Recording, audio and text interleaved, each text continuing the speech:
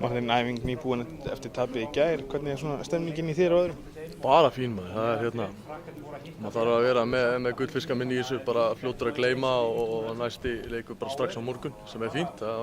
Mann langar að spila strax eftir svona tapleiki.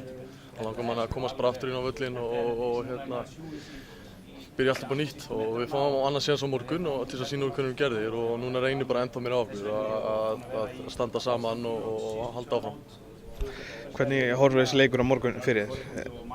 Þetta náttúrulega verið rosalega erfiður leikur. Slóvenarnir eru búin að koma þvílíkt á óvart. Þeir eru ósigraðir í þessum fyrstu 3 leikjum og kannski ekkert eitthvað svona sem maður bjóst við fyrir mótið. Maður sá svona séns þarna á móti Slóvenunum en þeir eru á þvílíkri siglingu og vonandi bara verður vanmatið það mikið á morgun hjá þeim að við getum valdið einhvern usla. Staðan í riðlinum orðin þannig að möguleikar okkar er að fara alltaf minnkandi. Þurfa menn ekki að finna bara svolítið æðruleysi fyrir leikina á morgun? Jú, nú bara reynir á stoltið og úr hverju við gerðir og við erum ekki hættir. Markmiðið núna er bara að vinna næstu 2 leiki og við finnum ekkert leynt með það. Við ætlum að byrja að vinna leikinn á morgun og sjá svo bara hvað framhaldið felur í sér.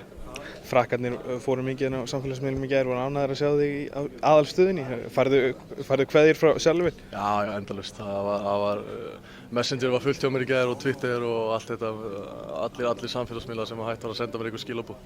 En þau höfðu gaman að þessu. Ég veit að þau voru búin að bíða spennt bara síðan við kláruðum að koma í ljós og við fengum Frakka í okkar riðli að þau ætluðu að horfa. Og það var gaman að spila á móti Frökkunum og á móti öllum þessum stjörnum og maður fann fyrir miklum stuðning í Sjallaville og á nýja staðnum.